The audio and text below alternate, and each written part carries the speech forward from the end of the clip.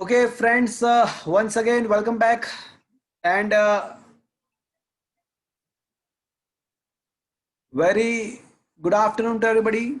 I hope you all are safe. Your family member, your relative, your parents, your friends, all are safe. And you are enjoying this new era, this new way of learning. Friends, we are discussing a very interesting chapter, and that is the chapter number 5, laws of motion. And in the next two lectures, this chapter is going to be over. Friends, last lecture was the very crucial lecture. On the last lecture, what we had discussed. So on the last lecture, we had seen that only two possibilities are there.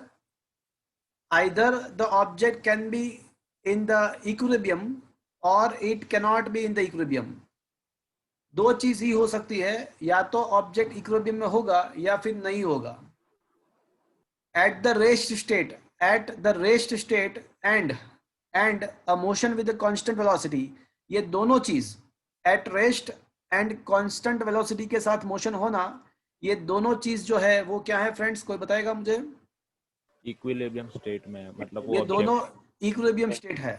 और equilibrium state में क्या करना होता है भैया? Summation zero करना होता है, रिजल्टेंट फोर्स जीरो करना है. और अगर कोई ऑब्जेक्ट एक्सेलरेटेड मोशन में है तो accelerated motion can not be consider to be equilibrium. Accelerated motion में इक्विलिब्रियम नहीं कह सकते, तो उसमें क्या करना होता है भैया? MA, resultant force equals to M A करना. Resultant force equals to M into A करना है.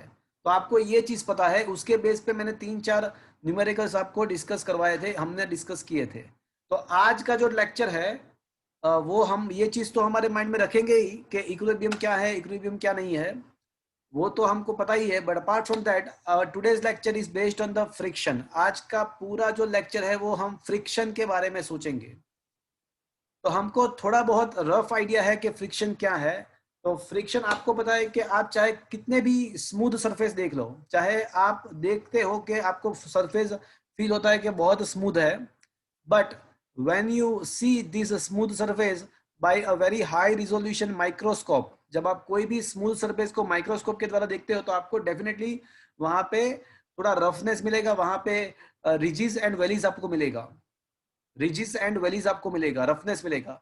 तो ऐसे दो सरफेस जब एक दूसरे के कांटेक्ट में आती है, ऐसे दो सरफेस जब एक दूसरे के कांटेक्ट में आती है तो वेलीज एंड रिजिस एक दूसरे में इंटरलॉक हो जाता है. रिजिस एंड वेलीज एक दूसरे में इंटरलॉक हो जाता है. इस सिचुएशन को क्या बोलते हैं फ्रेंड्स, आपको पता है किसी को? Cold welding. That is called the cold welding. तो एक टाइप का वेल्डिंग जैसा हो गया, बट यहाँ पे कोई हीट प्रोवाइड नहीं किया हुआ है इसको, इसीलिए तो कोल्ड वेल्डिंग बोलते हैं. अब जब ये दोनों सरफेस एक दूसरे के ऊपर स्लाइड होने का ट्राई करेगा, एक दूसरे के ऊपर स्लाइड होने का ट्राई करेगा, तो ये जो रिजिस एंड वेलीज एक दूसरे में इंटरलॉक हो गए हैं, वो लॉक को हमको तोड़ना पड़ेगा. मतलब ये जो मोशन है वो रिस्ट्रिक्ट होगा, मोशन के अगेंस्ट में एक फोर्स प्रोड्यूस होगा, and that is what is called the frictional force. अब आपको सुन के थोड़ा सरप्राइज लगेगा कि फ्रिक्शनल फोर्स 3 टाइप के होते हैं: static friction, kinetic friction and rolling friction. I repeat, friction 3 type के होते हैं: static friction, kinetic friction and rolling friction. अब स्टैटिक फ्रिक्शन का मतलब क्या हुआ?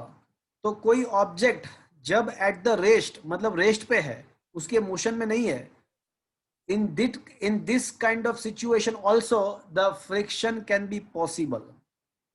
अब हमको ऐसा लगता है कि ऐसा कैसे ना पॉसिबल है, जब ऑब्जेक्ट मोशन में होता है तभी तो फ्रिक्शन आता है ना.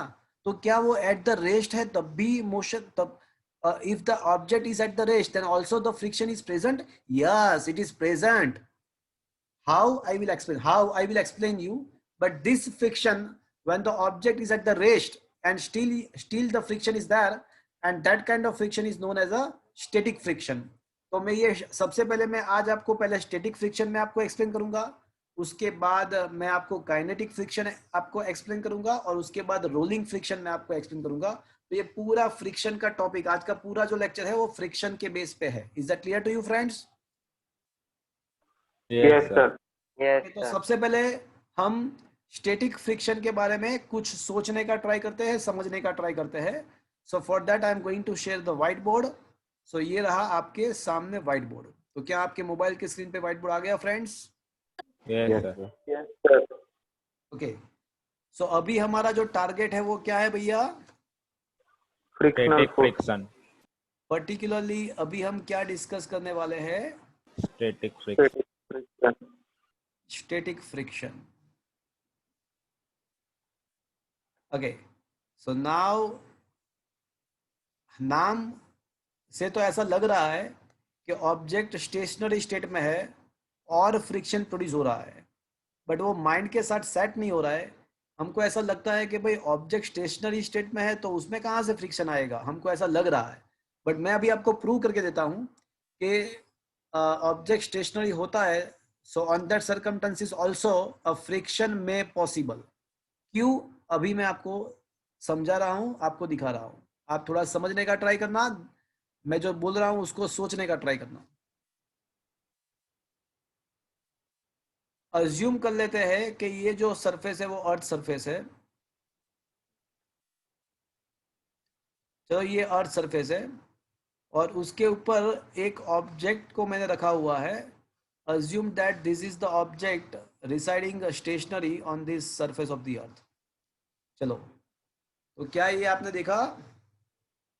Yes Yes. Sir. Yes, sir. ये जो है ना वो अर्थ सरफेस है और उसके ऊपर ऑब्जेक्ट आप देख सकते हो कि स्टेशनरी स्टेट में है, एट द रेस्ट है।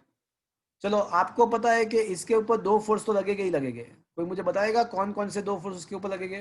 Wait and normal. Gravitational and Normal. देखो, कोई भी उसका ऑब्जेक्ट है उसका वेट तो होता ही होता है। देखो फ्रेंड्स, खुद का वेट तो ऑलवेज हमको बेयर करना ही पड़ता है। खुद का वेट तो हमको बेयर करना ही पड़ेगा, इसीलिए बोलता हूँ कम खाओ। गम खाओ। Gum खाओ. तो खुद का वेट तो आपको बेयर करना ही पड़ेगा। सो ये जो वेट है वो डाउनवर्ड डायरेक्शन में होता है। और अपार्ट फ्रॉम दैट एक और फोर्स होता है जो, नॉर्मल। हाँ, Normal. हमको पता है कि सरफेस जो होती है, कोई भी सरफेस, तो वो बॉडी के ऊपर सरफेस के परपेंडिकुलर एक फोर्स प्रोड्यूस करती है और वो जो फोर्स बोलते हैं उसको नॉर्मल रिएक्शन या नॉर्मल फोर्स बोलते हैं। So this is what is the normal force. इसमें तो फ्रिक्शन भी लगेगा ना सर? क्या फ्रिक्शन लगेगा? अच्छा सोचो, कौन से डायरेक्शन में फ्रिक्शन लगेगा, बताओ मुझे, बताओ, फ्रिक्शन लगेगा कि नहीं लगेगा? चलो, लगेगा. सरफेस पर। फ्रिक्शन लगेगा कि नहीं लगेगा? सर लगेगा. सरफेस पर लगेगा ना। नहीं लगेगा, अभी तक तो नहीं लगेगा। Here object is in equilibrium. So चलो मुझे ये बताओ कि ये एन एंड डब्ल्यू के बारे में हम क्या कह सकते हैं? N is N is equals to W. Very good. वैसे मुझे ये भी कर सकता हूँ मैं, N plus minus W equals to zero और उसके बाद एन इक्वल्स टू, बट वो स्टेप हमको पता है कि वो step take it for the granted है, तो हम ये डायरेक्टली लिख सकते हैं। चलो ये चीज पता चली फ्रेंड्स। Yes, sir. अब मैं है ना, अब मैं एक बहुत ही छोटा सा फोर्स, अब मैं बहुत ही छोटा सा फोर्स मैं राइट साइड ऑब्जेक्ट को दे रहा हूँ। It is a very small force. आप घर पे भी ये एक्सपेरिमेंट कर सकते हो कि कोई ऑब्जेक्ट जमीन पे पड़ा हुआ है और उसको, मतलब जैसे सपोज कि आपका टेबल है या आपका डाइनिंग टेबल है, तो आप क्या उसको स्लाइटली, आप उसको पुश करने का ट्राई करोगे या उसको पुल करने का ट्राई करोगे? स्लाइट आपने बहुत छोटा सा फोर्स दिया, तो क्या वो ऑब्जेक्ट मोशन में आ जाएगा? Yes? No. No, sir. No no. Sir. No, तो अगर आपने स्लाइटली पुश किया, एकदम छोटा सा फोर्स दिया, तो वो ऑब्जेक्ट मोशन में नहीं आएगा। But friends, according to the Newton second law, according, मेरी बात ध्यान से सुनना, देखो वर्टिकल डायरेक्शन में तो बैलेंस हो गया, बट अगर आप हॉरिजॉन्टल डायरेक्शन में कोई एक्स्ट्रा फोर्स दे रहे हो, तो because of that force, because of this force, whatsoever a small value, but because of this external force, the object must comes to the motion. Object motion में आना ही चाहिए। अगर ये, if this is the only force in the horizontal direction, if this is the only force in the horizontal direction, then object must come into the motion according to the Newton's second law. But हमारा experience तो हमको ऐसा बोल रहा है कि भाई हम जब छोटा सा फोर्स दे रहे हैं तो ऑब्जेक्ट मोशन में नहीं आ रहा है, वहां पे ही रहता है. तो मतलब क्या हुआ? अकॉर्डिंग टू न्यूटन्स लॉ, अगर ये अकेला यही फोर्स अगर हॉरिजॉन्टल डायरेक्शन में है, अगर यही फोर्स हॉरिजॉन्टल डायरेक्शन में है, उसको कोई कैंसिल नहीं कर रहा है, अगर दूसरा कोई हॉरिजॉन्टल डायरेक्शन में फोर्स नहीं लग रहा है, तो ऑब्जेक्ट कंपल्सरीली मोशन में आना चाहिए. अगर फोर्स कम है तो उसका एक्सेलरेशन कम होना चाहिए, बट मोशन में तो आना चाहिए. बट प्रैक्टिकली तो हमको ऐसा लग रहा है, पता चल रहा है कि वो ऐसे मोशन में नहीं आ रहा है इनिशियली. तो मतलब क्या हुआ? उसका फोर्स ज्यादा मतलब ये हुआ कि हमने जिस डायरेक्शन में जो एक्स्ट्रा फोर्स अप्लाई किया था, उसके अपोजिट डायरेक्शन में ऑटोमेटिकली उसके अपोजिट डायरेक्शन में एक एक्स्ट्रा फोर्स प्रोड्यूस हो गया होगा, जिसने हमारे एक्सटर्नल फोर्स को बैलेंस कर दिया, जिसने हमारे एक्सटर्नल फोर्स का इफेक्ट को खत्म कर दिया, जिसने हमारे एक्सटर्नल फोर्स को नलीफाई किया. तो ऐसा कोई फोर्स डेफिनेटली प्रोड्यूस हो जाना चाहिए, and that is what is known as a static friction. देखो object still the object is at the rest. Object motion में नहीं है, बट तो भी यहाँ पे फ्रिक्शनल फोर्स प्रेजेंट है. तो देखो ये जो स्टैटिक फ्रिक्शन है ना, वो बहुत ही स्मार्ट है, वो बहुत स्मार्ट है. पूछो क्यों? वो इतना स्मार्ट है, ये जो स्टैटिक फ्रिक्शन है वो इतना स्मार्ट है कि वो खुद में खुद एग्जिस्टेंस में नहीं आएगा. जब हम कोई एक्सटर्नल फोर्स प्रोवाइड करेंगे on the same moment, simultaneously on the same moment, वो एग्जिस्टेंस में आ जाएगा. वो खुद, देखो हम ऐसा सोचो कि हमने कोई एक्सटर्नल फोर्स प्रोवाइड ही नहीं किया, ऐसा सोचो टेम्पररी कि हमने कोई एक्सटर्नल फोर्स प्रोवाइड नहीं किया है, और वो left hand side direction, left direction में अगर वो एग्जिस्टेंस में आ गया, तो फिर ऑब्जेक्ट का क्या होना चाहिए? वो तो ऑटोमेटिकली ऑब्जेक्ट पड़े मतलब जमीन पे लेफ्ट हैंड साइड के डायरेक्शन में मूव होना चाहिए. ऐसा होता है कि कोई ऑब्जेक्ट को आपने रखा हुआ है जमीन पे और वो ऑटोमेटिकली मूव होने लगे, ऐसा होता है? No sir. ये थोड़ी हॉरर पिक्चर थोड़ी चल रहा है.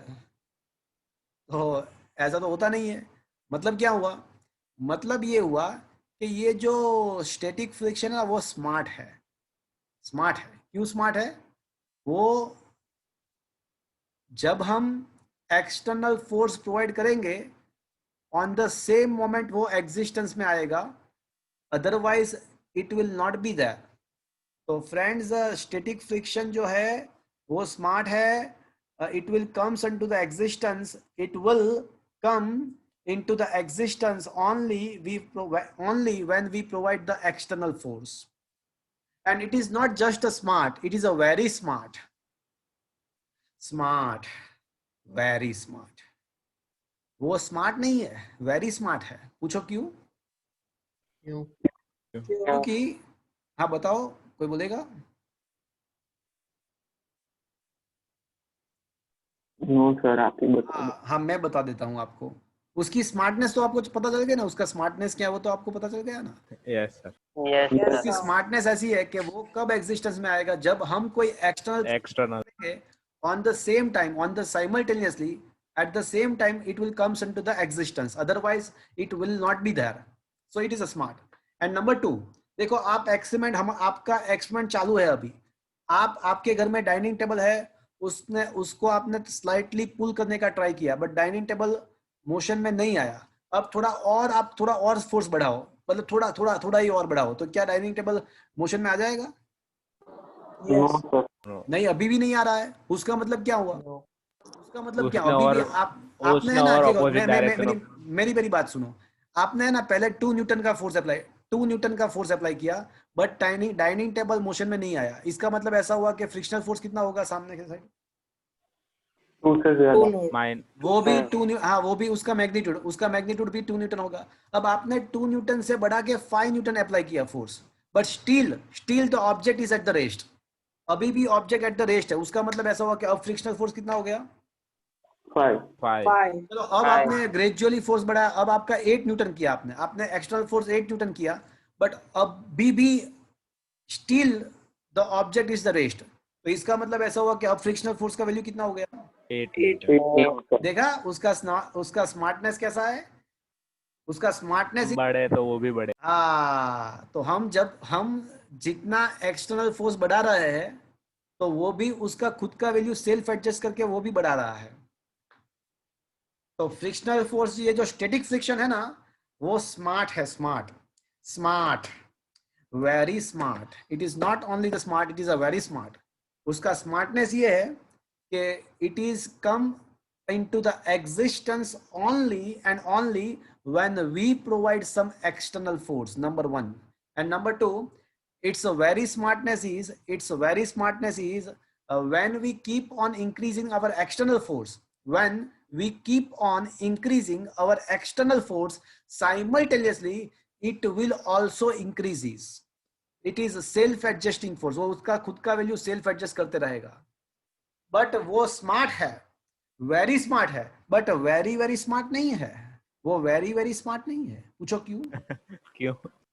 क्योंकि क्योंकि सर वो फिर एक टाइम हाँ, खत्म हो जाएगा। हाँ, क्योंकि ऐसा है कि वो वेरी वेरी स्मार्ट नहीं है, बट हम तो very very very very smart है। वेरी वेरी वेरी स्मार्ट है। बिकॉज पैदाइशी स्मार्ट, क्या बोल रहे हो? पैदाइशी स्मार्ट। हाँ, क्या बोल रहे हो? पैदाइशी स्मार्ट है। पैदाइशी स्मार्ट है हम लोग। अच्छा, गुड। तो ये जो स्टैटिक फ्रिक्शन है ना, वो वेरी वेरी स्मार्ट नहीं है। क्यों? इसलिए कि वो उसका खुद का वैल्यू सेल्फ एडजस्ट कर सकता है। वो उसका खुद का वैल्यू सेल्फ एडजस्ट कर सकता है, but up to certain limit, up to certain limit. Beyond that limit it cannot adjust its value. जैसे अब देखो, वापस से हमारा एक्सपेरिमेंट याद करो। आप एक्सपेरिमेंट पे आ जाओ, वापस से वो एक्सपेरिमेंट पे आ जाओ। तो आप क्या कर रहे थे? आप एक हैवियर ऑब्जेक्ट को पुल करने का ट्राई कर रहे थे। तो आपने उसको पुल किया, बट इनिशियली वो पुल नहीं हुआ। आपने थोड़ा फोर्स बढ़ाया, you had increased the force, still it is at the rest, but still you keeps on increasing the force, you keeps on increasing the external force. तो एक सिचुएशन आएगा, ऐसा आएगा डेफिनेटली, कि जब तो स्टॉप हो जाएगा और हमारा हाँ, एक सिचुएशन ऐसा आएगा मोशन में आ जाएगा। कि ऑब्जेक्ट मोशन में आ जाएगा। उसका मतलब क्या हुआ? स्टैटिक फ्रिक्शन अभी नहीं है। स्टैटिक हाँ, फ्रिक्शन अब खत्म हो गया। हाँ, अब स्टैटिक फ्रिक्शन उसका लिमिट खत्म हो गया। वो उसको जितना बढ़ना था वो बढ़ गया। वो तो वेरी वेरी स्मार्ट नहीं है, बट हम तो है ना। Is it okay friends? Yes. Yes. When तो ये स्टैटिक फ्रिक्शन के बारे में आपने समझ में आया सबको? तो नंबर सर एक डाउट, एक उसका स्पेशल कैरेक्टरिस्टिक ये है कि it will comes unto the existence only when we applied external force, number one. Number two, as we keeps on increasing our external force, its value also self adjusted, its value is also keeps on increasing, and it will make the object, it will make the body in the equilibrium. But it cannot, number three, it cannot increase its value beyond certain limit. If we apply the force beyond that limit, the static friction cannot be increases, and now the object will no more remains in the equilibrium, and object start moving. चलो, ये चीज आपको समझ में आई friends? Yes, sir. Yes sir. Yes sir. अच्छा, मानव, कुछ पूछना है आपको? Yes sir. बोलो हाँ मानव। सर ये मास पे डिपेंड होता है ये स्टैटिक फोर्स। उसके अभी वो किसके ऊपर डिपेंडेंट है, उसके में वहां पे मैं आ रहा हूँ, बट ये उसका बेसिक कैरेक्टरिस्टिक आपको पता चला? Yes sir. अच्छा, तो मुझे ये बताओ कि जब object is when the object is about to start the motion, when the object is about to start the at the verge of the motion, at that time जो स्टैटिक फ्रिक्शन होगा वो कितना होगा? उसके आखिरी लिमिट तक, मतलब हाँ, मतलब वो मैक्सिमम होगा। कैन आई से next. Yes, sir. when the object is about to start its motion, when the object is at the verge of the motion, at that time whatever the static friction is the maximum static friction. Is it okay? Yes sir. Yes sir. Yes.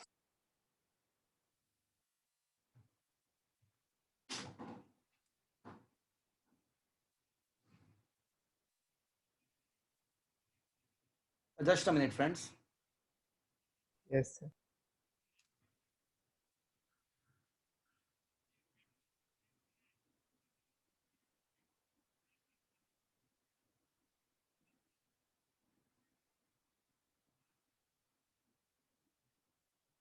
Okay, so friends, जब object motion में आने का just it is about to start the motion, at that time जो static friction होता है वो maximum static friction होता है.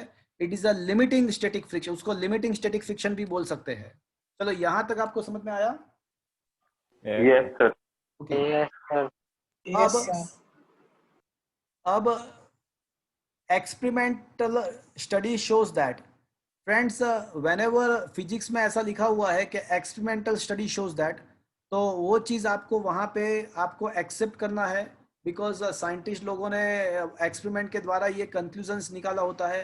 फ्यूचर में जब आपको कहीं पे भी अगर आपको मतलब चांस मिले तो ये एक्सपेरिमेंट आप कर सकते हो, बट हम अभी जो चीज़ है वो whenever it is written in the textbook or any notes that experimental study shows that, तो उसका मतलब कि उन लोगों ने एक्सपेरिमेंट किया होगा, तो अब जो भी कुछ लिखा है वो हमको एक्सेप्ट करना है, वो एक्सपेरिमेंट के द्वारा प्रूव किया गया है ऐसा मान के. ओके, तो experimental study shows that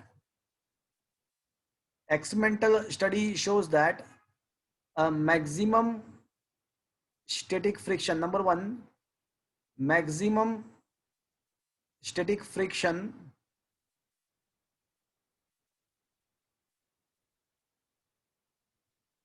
does not depend on a contact surface. ये दो ऑब्जेक्ट के कॉन्टेक्ट सरफेस पे डिपेंडेंट नहीं है. ये हमारे लिए थोड़ा हमको ऐसा लगता है कंट्रोवर्शियल है हमारे लॉजिक के साथ, बिकॉज हमको तो ऐसा ही लगता है कि भाई जितना कॉन्टेक्ट सरफेस ज़्यादा होगा उतना फ्रिक्शनल फोर्स भी ज़्यादा होगा, ऐसा हमको लगता है. तो फ्रेंड्स, आपको अगर करना है तो ये एक्सपेरिमेंट करना. आप 2 बीकर लेना, एक इस टाइप का बीकर लेना, इस टाइप का बीकर लेना, और है ना इसके अंदर आप कोई मटेरियल डाल देना जिसका वेट है ना 5 kg हो, वाई या वॉट एवर इट इज, और दूसरा ये टाइप का बीकर लेना. तो मुझे ये बताओ कि कौन से बीकर में ज्यादा कांटेक्ट एरिया है सर अर्थ के साथ? सेकंड वाले में. और इसमें भी सेम अमाउंट का मटेरियल डालना, और दोनों को आप पुल करने का ट्राई करना, दोनों को. तो यू विल फाइंड दैट दोनों को पुल करने के लिए, दोनों को मोशन में लाने के लिए आपको इक्वल फोर्स अप्लाई करना पड़ता है. You will see this. मतलब क्या हुआ?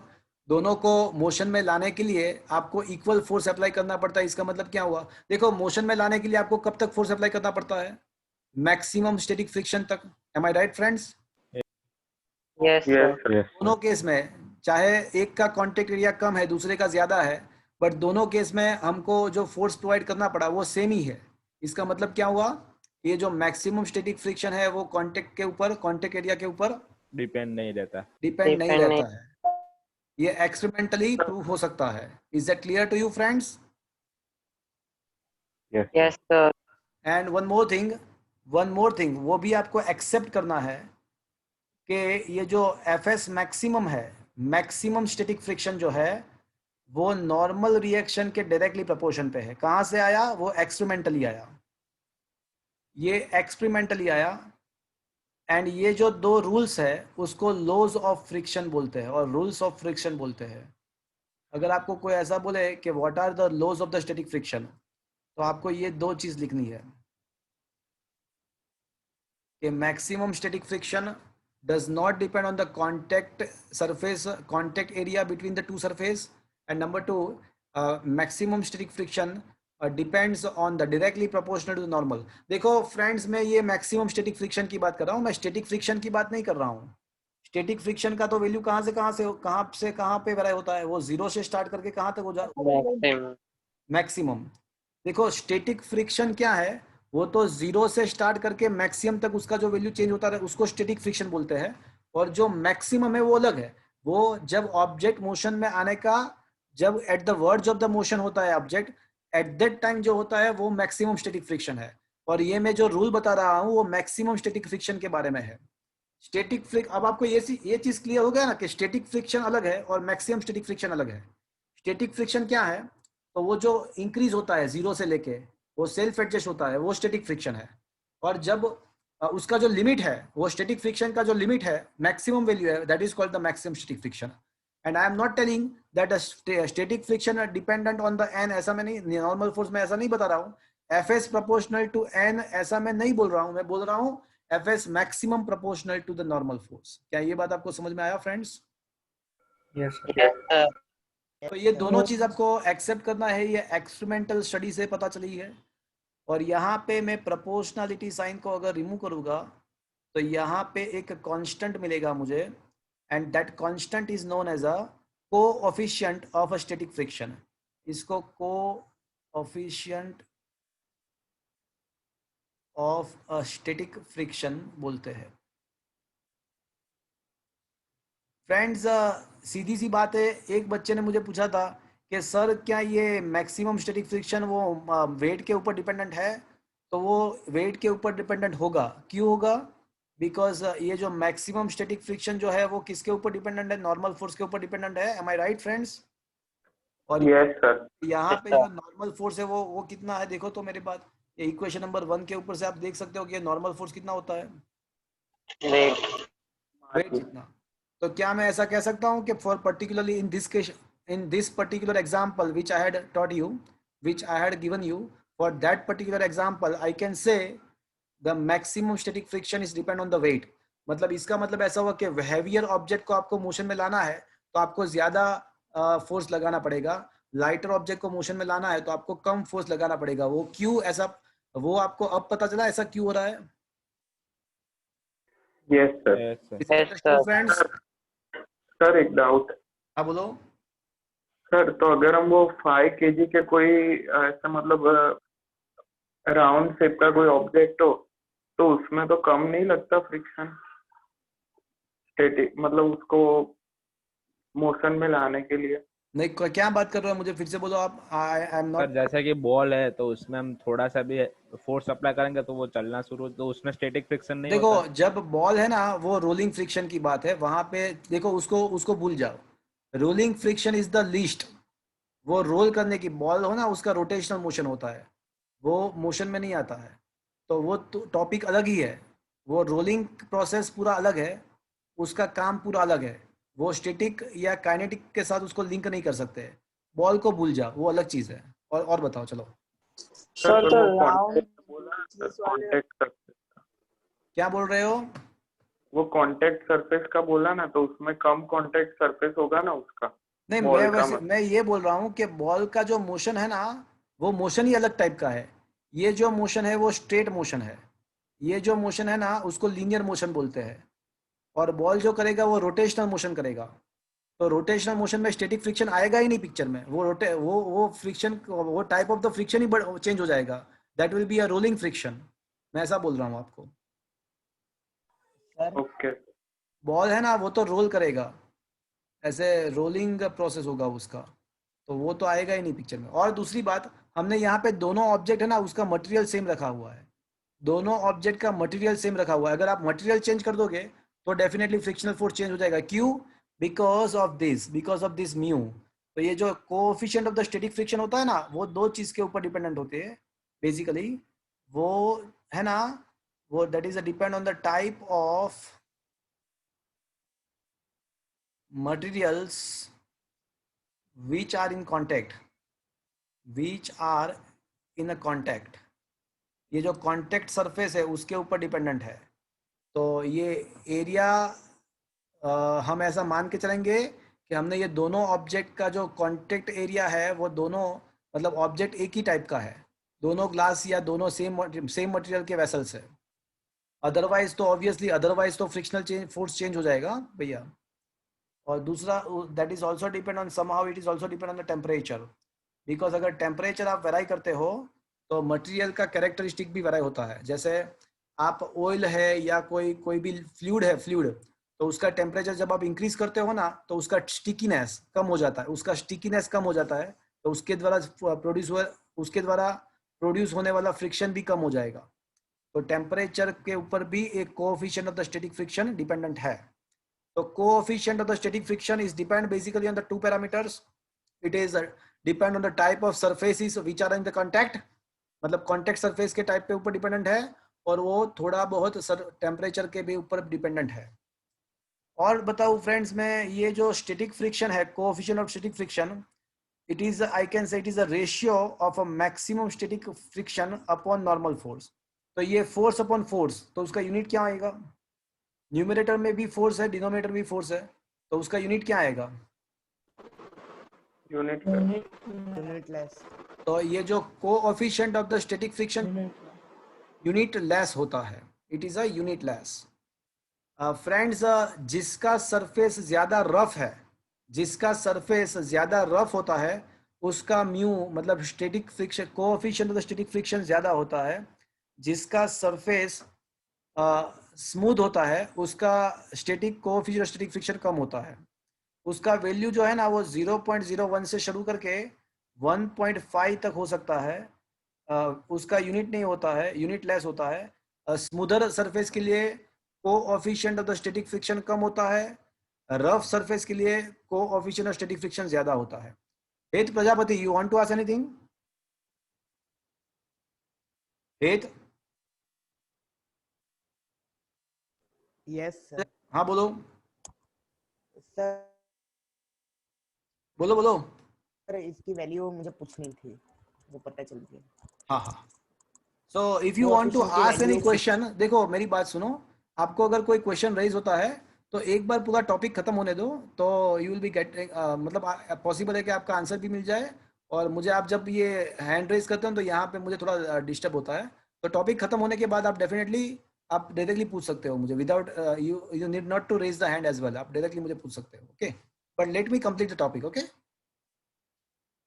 तो फ्रेंड्स, ये स्टैटिक फ्रिक्शन के बारे में हमने डिटेल में डिस्कशन किया। तो फाइनली आपको ये पता चला कि ऑब्जेक्ट मोशन में नहीं है, तो भी जब हम कोई एक्सटर्नल फोर्स प्रोवाइड करेंगे तो ऑब्जेक्ट के अंदर ऑटोमेटिकली एक फोर्स प्रोड्यूस हो जाएगा सरफेस, ऑब्जेक्ट एंड सरफेस के बीच में। तो ये स्टैटिक फ्रिक्शन है। अच्छा, तो कोई अगर आपको ऐसा पूछते हैं कि स्टैटिक फ्रिक्शन किसको अपोज करेगा, मोशन तो है ही नहीं, तो हम ऐसा तो बोल नहीं सकते मोशन को अपोज करेगा, मोशन तो है ही नहीं। तो कोई अगर आपको ऐसा पूछे भाई फ्रिक्शन है तो किसी को तो अपोज करेगा ना। वैसे जनरली तो हम तो ऐसा ही बोलते हैं कि भाई फ्रिक्शन मोशन को अपोज करता है, बट यहाँ पे तो मोशन हो ही नहीं रहा है, यहाँ पे तो मोशन हो ही नहीं रहा है। तो फिर आपको कोई ऐसा पूछे कि स्टैटिक फ्रिक्शन किसको अपोज करता है, तो आपको ऐसा बोल, मेरी बात ध्यान से सुनना, अगर आपको कोई ऐसा पूछते हैं कि स्टैटिक फ्रिक्शन किसको अपोज करता है, तो आपको ऐसा बताना है कि स्टैटिक फ्रिक्शन है ना, इम्पेंडिंग मोशन को अपोज करता है। मतलब जो मोशन होना चाहिए बट नहीं हो रहा है उसको इम्पेंडिंग मोशन बोलते हैं। जो मोशन फ्रिक्शन अगर नहीं होता, तो जो मोशन होना चाहिए बट फ्रिक्शन के वजह से नहीं हो रहा है उसको इम्पेंडिंग मोशन बोलते हैं। तो अगर कोई आपको ऐसा पूछता है, अगर कोई ऐसा बोलता है कि भाई स्टैटिक फ्रिक्शन किसको अपोज कर रहा है, तो आपको ऐसा बताना है कि स्टैटिक फ्रिक्शन इम्पेंडिंग मोशन को अपोज करेगा। या इसी के ऊपर से आप स्टैटिक फ्रिक्शन का डेफिनेशन भी बना सकते हो कि the frictional force which oppose the impending motion of the body, the frictional force which oppose the impending motion of the body is defined as a static friction. तो ऐसे आप उसको डेफिनेशन भी बना सकते हो। तो क्या ये चीज पूरी आपको समझ में आई friends? Doubt. Yes sir। Yes sir. तो सर ऐसा बोल सकते हैं कि हमने जो फोर्स अप्लाई किया है उसको अपोज कर रहा है? देखो चीज क्या है कि हम तो जो फोर्स अप्लाई करेंगे ना, वो उसको जो स्टैटिक फ्रिक्शन है ना, वो हमें हमारा फोर्स को एंड तक वो अपोज नहीं कर पाएगा, उसका एक लिमिट आएगा, तो उसके लिमिट के बाद वो हमारे फोर्स को अपोज नहीं कर पाएगा ना, तो वो डेफिनेशन नहीं चलेगा ना। तो फिर yes sir. Is it understood friend? Yes sir. Yes sir. तो संकेत बंद करो। तो फ्रेंड्स, ये स्टैटिक फ्रिक्शन के बारे में आपको समझ में आया होगा। अब हम काइनेटिक फ्रिक्शन के बारे में डिस्कस करेंगे। बट क्या मैं ऐसा बोल सकता हूँ कि ये जो फ्रिक्शनल फोर्स है उसका जो वैल्यू है वो 0 से लेके एफएस मैक्सिमम तक, बट एफएस मैक्सिमम क्या है friends? Mu N. Mu N. तो ये रिलेशन आपको पता चला फ्रेंड्स, ये जो है वो क्या है, this is not a maximum static friction, it is only the static friction जो वेरिएबल है, जो 0 से वेराई करके मैक्सिमम तक उसका वैल्यू चेंज होता रहता है। और ये जो है ना वो क्या है, वो मैक्सिमम। मैक्सिमम है। Is it understood friend? Yes sir. Okay, sir चलो हमारा जो एक्सपेरिमेंट है वो अभी कंटिन्यू है। हाँ, कोई पूछो, किसी को पूछना है कुछ? Yes sir. बोलो बोलो। सर सपोज कि मेरा स्टैटिक फ्रिक्शन मैक्सिमम 8 न्यूटन है किसी ऑब्जेक्ट के ऊपर, ओके ओके, और मैंने 10 न्यूटन अप्लाई किया, तो सर वो मैक्सिमम के बाद भी वो सर 10 न्यूटन से की स्पीड साथ वो आगे बढ़ेगा या 2 न्यूटन से? हाँ मैं बताऊं, अभी वो एक्सपेरिमेंट हमारा चल ही रहा है, तो ओके सर। अभी मैं वही वही बता रहा हूँ, मैं अभी वही बता रहा हूँ आपको। तो सपोज आप वो एक्सपेरिमेंट कंटिन्यू कर रहे हो, तो आप ऐसा डेफिनेटली फील करोगे कि वो जो आपका हैवियर ऑब्जेक्ट ने आपको पुल करने का स्टार्ट किया, तो पहले तो वो पुल नहीं होगा, बट कुछ सर्टेन लिमिट के बाद वो पुल होना स्टार्ट हो जाएगा।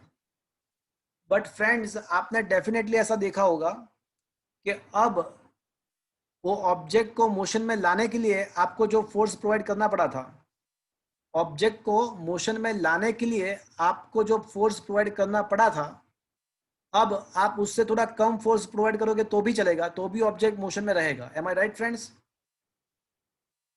Yes sir. कोई हैवियर ऑब्जेक्ट को मोशन में लाने के लिए आपको बहुत सारा एफर्ट्स लगाना पड़ता है, बट वो एक बार मोशन में आ जाता है ना, वो एक बार मोशन में वो आ जाएगा, उसके बाद आप एक्सपीरियंस करोगे कि आप थोड़ा फोर्स कम कर दोगे ना तो भी वो मोशन में रहेगा।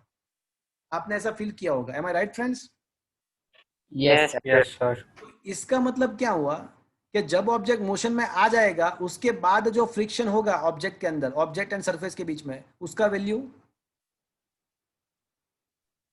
कम। थोड़ा कम होगा। कम होगा, बिकॉज जब ऑब्जेक्ट मोशन में आ जाता है उसके बाद आप ऐसा फील करोगे डेफिनेटली, अगर आप ये घर पे एक्सपेरिमेंट करोगे तो आपको डेफिनेटली ये रियलाइज होगा कि ऑब्जेक्ट को मोशन में लाना थोड़ा मुश्किल है, बट एक बार वो मोशन में आ जाएगा, उसके बाद आप थोड़ा फोर्स कम कर दोगे तो भी वो मोशन मेंटेन रहेगा।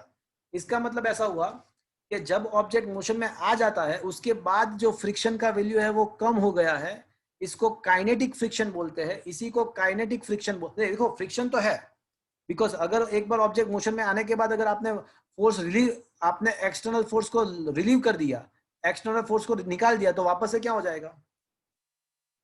रेस्ट।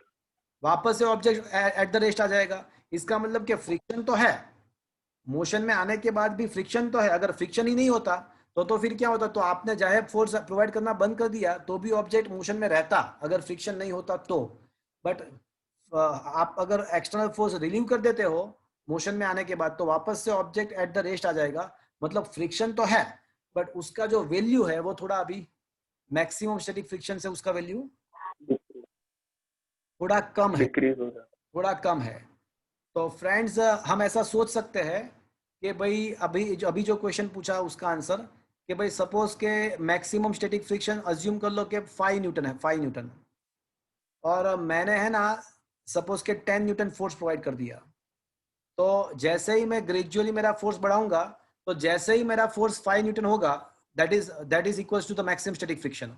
जैसे ही मेरा फोर्स मैक्सिमम स्टैटिक फ्रिक्शन जितना मतलब 5 न्यूटन हो जाएगा, उसके बाद ऑब्जेक्ट मोशन में आ जाएगा। बट जैसे ही ऑब्जेक्ट मोशन में आ जाएगा तो वो उसका जो फ्रिक्शन है ना वो थोड़ा कम हो जाएगा। मतलब वो थोड़ा कम होके सपोज के 5 के बदले वो डिक्रीज होके 4 हो गया, और मैंने जो फोर्स अप्लाई किया वो 10 न्यूटन है। तो अब ऑब्जेक्ट के ऊपर रिजल्टेंट फोर्स कितना हो जाएगा मोशन के अंदर? मैंने अप्लाई किया 10, काइनेटिक फ्रिक्शन जो है वो फोर्स अपोजिट डायरेक्शन में, मैंने 10 अप्लाई किया, काइनेटिक फ्रिक्शन अपोजिट डायरेक्शन में 4 न्यूटन है। 5 नहीं लेना, अभी 5 नहीं लेना है, अब 4 लेना है, बिकॉज वो मोशन में आ गया है। तो रिजल्टेंट फोर्स उसका 6 न्यूटन हो जाएगा। 10 minus 4 that is equal to 6। Is that understood? तो क्या आपका आंसर मिल गया? आप जब भी जिसने पूछा था वो क्वेश्चन? Yes sir. तो जब ऑब्जेक्ट मोशन में आ जाएगा, after that we feel that we are required less effort to maintain the motion, that indicates that the value of the kinetic friction must be somehow lesser than the maximum static friction. But friction is still present because if we remove the external force, then object tends to be stopped. That means friction is still present, but its value is somehow less than the maximum static friction. तो अगर आप graph draw करना चाहते हो frictional force versus applied force, अगर आप graph draw करोगे frictional force versus applied force, तो आपका ग्राफ कैसे मिलेगा सोचो। अगर frictional force versus applied force का ग्राफ अगर आप ड्रॉ करोगे तो आपको कुछ इस टाइप का ग्राफ मिलेगा कि इनिशियली जैसे जैसे आप आपका एक्सटर्नल फोर्स बढ़ाओगे, जैसे जैसे इनिशियली आप आपका एक्सटर्नल फोर्स बढ़ाओगे, तो साइमल्टेनियसली क्या होगा, वो स्टैटिक फ्रिक्शन है ना, वो स्मार्ट, वेरी स्मार्ट। तो ये स्ट्रेट लाइन आएगा। क्या बोल रहे हो? हाँ एग्जैक्टली। तो जब आपका एक्सटर्नल फोर्स 0 होगा तो फ्रिक्शनल फोर्स भी 0 होगा, 0 पे 0। बट जैसे जैसे आप एक्सटर्नल फोर्स बढ़ाओगे ऐसे ऐसे वो अपना खुद का वैल्यू भी बढ़ाता जाएगा, वेरी स्मार्ट। तो ग्राफ आपको ऐसे एग्जैक्टली 45 डिग्री एंगल पे स्ट्रेट लाइन मिलेगा। बट ऐसा कब तक होगा? मैक्सिमम स्टैटिक फ्रिक्शन तक। हाँ, कब तक होगा? जब आपका अप्लाइड फोर्स जब एफएस मैक्सिमम जितना हो जाएगा तब तक ऐसा होगा। तो ये जो वैल्यू आएगा फ्रिक्शन का, it will be a maximum static friction. Beyond that, अब देखो आप तो वेरी वेरी वेरी स्मार्ट हो, वो भले ही स्मार्ट नहीं है, वेरी स्मार्ट है, वेरी स्मार्ट है, बट वेरी वेरी स्मार्ट वो नहीं है, बट आप तो हो ना। तो आप क्या करोगे, ये मैक्सिमम स्टैटिक फ्रिक्शन से भी ज्यादा फोर्स अप्लाई करोगे। तो जैसे ही आपका फोर्स बढ़ेगा बट वो फ्रिक्शन का वैल्यू क्या हो जाएगा, डिक्रीज, थोड़ा डिक्रीज हो गया। और अब ये जो वैल्यू है उसको क्या बोलेंगे, काइनेटिक। ये 0 से लेके मैक्सिमम तक जो है वो स्टैटिक फ्रिक्शन है, 0 से लेके मैक्सिमम तक है वो स्टैटिक फ्रिक्शन है। ये मैक्सिमम पे जो है वो मैक्सिमम स्टैटिक फ्रिक्शन है, और उसके बाद जो है वो क्या है, काइनेटिक। क्या ये ग्राफ आपको समझ में आया भैया? Yes sir. सर और हम अपना फोर्स बढ़ाते तो?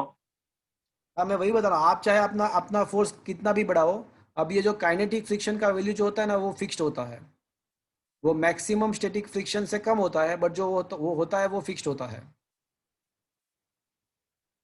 Sir, हाँ बोलो। sir, of how much marks will this question come in exam? क्या बोल रहे हो? Sir, of how much? Marks का क्वेश्चन आएगा ये कितना एग्जाम मार्क का क्वेश्चन है? इसके मार्क्स कितने हैं वो मैं अभी आपको बताता हूँ। अच्छा, अभी experimental study also shows the same rules. यहाँ पे भी वही 2 रूल अप्लाई होते हैं कि ये जो काइनेटिक फ्रिक्शन होता है वो भी कॉन्टेक्ट सरफेस के ऊपर डिपेंडेंट नहीं है, और काइनेटिक फ्रिक्शन जो है ना वो भी नॉर्मल रिएक्शन के सेम प्रोपोर्शन में है। बट अब यहाँ पे जो प्रोपोर्शनलिटी कांस्टेंट आएगा वो म्यू के आएगा। तो म्यू के को क्या बोलना चाहिए मुझे, mu as coefficient of static friction. तो म्यू के क्या होगा, coefficient of kinetic friction. Coefficient of kinetic friction. और ऑब्वियसली ये कोएफिशिएंट ऑफ काइनेटिक फ्रिक्शन का वैल्यू स्टैटिक फ्रिक्शन से कम ही होगा, बिकॉज ये काइनेटिक फ्रिक्शन जो है ना वो मैक्सिमम स्टैटिक फ्रिक्शन से कम है। तो उसका मतलब ये coefficient of kinetic friction must be lesser than the coefficient of the static friction. तो फ्रेंड्स ये मैंने काइनेटिक फ्रिक्शन के बारे में भी पूरा डिस्कशन कर दिया। सर एक बार काइनेटिक फ्रिक्शन की डेफिनेशन ऐसा बना सकते हैं कि हाँ परफेक्ट। देखो स्टैटिक फ्रिक्शन का डेफिनेशन क्या था, मैक्सिमम स्टैटिक फ्रिक्शन का डेफिनेशन क्या था, a frictional force which oppose the impending motion. Perfect, impending motion. तो काइनेटिक फ्रिक्शन का डेफिनेशन हम ऐसा कह सकते हैं काइनेटिक फ्रिक्शन क्या करेगा, दो सरफेस का जो रिलेटिव मोशन होता है, उन दोनों के बीच में जो मोशन होता है रिलेटिव, उसको रिलेटिव मोशन बोलते हैं. तो the frictional force which oppose the relative motion between the two surface, which oppose the relative motion between the two surface is defined as a kinetic friction. Is that clear to you? Yes, sir. So a frictional force which oppose the impending motion is defined as a static friction, and the frictional force which oppose the relative motion between the two surfaces is defined as a kinetic friction. तो क्या ये आपको समझ में आया भैया? Yes, sir. Sir relative motion कौन सा, वो पता नहीं. कौन सा, क्या बोल रहे हो? Relative mode. दो सरफेस के बीच में, देखो दो सरफेस अगर साथ साथ में जाती है तो उसके बीच में कोई रिलेशन नहीं है, वो कोई रिलेटिव मोशन नहीं है, तो इसमें काइनेटिक फ्रिक्शन भी नहीं आएगा. अगर दोनों सरफेस एक साथ मूव हो रही है तो दोनों के बीच में फ्रिक्शन, काइनेटिक फ्रिक्शन आएगा ही नहीं, उसको रिलेटिव मोशन नहीं बोलते. बट दोनों का अगर एक दूसरे के ऊपर स्लाइड करने का ट्राई करेगा उसको रिलेटिव मोशन बोलते हैं. और in that kind of circumstances kinetic friction comes into the existence. Is that clear to you? Yes sir. Yes, sir. दोनों सरफेस या कोई एक सरफेस दूसरे सरफेस के ऊपर स्लाइड करती है, कोई एक सरफेस दूसरे सरफेस के ऊपर स्लाइड करती है तो उसको रिलेटिव मोशन बोलते हैं. Is it okay? Yes sir. Okay. So friends, आपको ये क्वेश्चन कैसे प्रिपेयर करना है तो देखो मैं वो आपको बताऊं अभी. तो let me share the notes. Sir हाँ बोलो बोलो. क्या उसकी वैल्यू 1.5 से ज्यादा होगी ना? किसकी कम होगी? Coefficient of the kinetic friction is less than the static friction. Coefficient of a kinetic friction is lesser than the maximum static is a less than the coefficient of the static friction. तो उसका value कम होना चाहिए, ज्यादा नहीं. Okay okay sir. तो friends ये रहा explain the static friction. देखो हमने क्वेश्चन नंबर 17 लास्ट में डिस्कस किया था. अब क्वेश्चन नंबर 18 मैंने वो पूरा खत्म किया. तो इसमें बेसिकली क्या है कि एक बार बोर्ड के एग्जाम में laws of the static friction पूछा था. तो ये टॉपिक पूरा एक साथ नहीं पूछेंगे आपको, उसमें कुछ मतलब आपको चाहे डेफिनेशन पूछ सकते हैं या फिर लॉज ऑफ द फ्रिक्शन पूछ सकते हैं, या फिर आपको ऐसा पूछ सकते हैं कि भाई discuss the coefficient of the static friction. मतलब ये जो इतना जो लास्ट पार्ट है ना, वो coefficient of the static friction के बारे में है. तो write down the short note on the coefficient of the static friction. तो आपको यहाँ से स्टार्ट करना है. Short note of the coefficient of the static friction, तो आपको यहाँ से सेकंड नंबर से स्टार्ट करना है. तो ये शॉर्ट नोट हो गया. मतलब ये पूरा टॉपिक आपको करना तो है, बट वो एक साथ नहीं पूछेंगे, जितना पूछे उसके हिसाब से आपको आंसर देना है. Is it clear? Yes, sir. Topic तो यस सर. फिर ये क्वेश्चन 2 मार्क्स में पूछ सकते हैं. काइनेटिक फ्रिक्शन वाला क्वेश्चन, डिफाइन, एक्सप्लेन या write down the short note on the kinetic friction, वो आपको पूछ सकते हैं. तो मैं फटाफट एक बार मैं रीड करता हूं, आप एक बार देख लो क्या आपको समझ में आ रहा है कि नहीं आ रहा है. देख लो, हमने पूरा प्रोसेस, पूरा थ्योरी डिस्कस कर लिया है, फिर भी मैं एक बार वर्ड टू वर्ड यहाँ पे रीड कर रहा हूँ. आप एक बार देख लो कि क्या आपको समझ में आ रहा है. कंसीडर, देखो ध्यान रखना, मेरी बात सुनना. Am I audible to you friends? Yes sir. अच्छा, consider a body mass m lying steady on the horizontal surface of a table. It exerts a force equals to its weight on the surface, and the surface exerts the normal reaction. As a body is in the equilibrium condition, we can say that n equals to mg. चलो यहाँ तक समझ में आया? Yes sir. Yes. अब क्या कर रहे हैं हम? Now suppose a small force F is applied on the body towards the positive x direction, and yet the body does not come into the motion but remains steady. What does it mean? हमने force apply किया but body motion में नहीं आई. इसका मतलब ऐसा हुआ कि हमारे फोर्स के अगेंस्ट में कोई ना कोई फोर्स प्रोड्यूस होना ही चाहिए. तो सी figure 2, if this small force would be the only force on the body, then the body must come into the motion even with a smaller acceleration. But here the body is still in the rest, still at the steady. Hence, some other force must be acting on the body in the negative x direction, which balances the our external force and makes the total force zero and keeps the body at the rest. तो कोई दूसरा force existence में आ गया है हमारे force के against में. This other force is a component of the contact force parallel to the surface and it is called a frictional force. ये जो दूसरा फोर्स आ गया उसको frictional force बोलते हैं. It is also called a friction or static friction.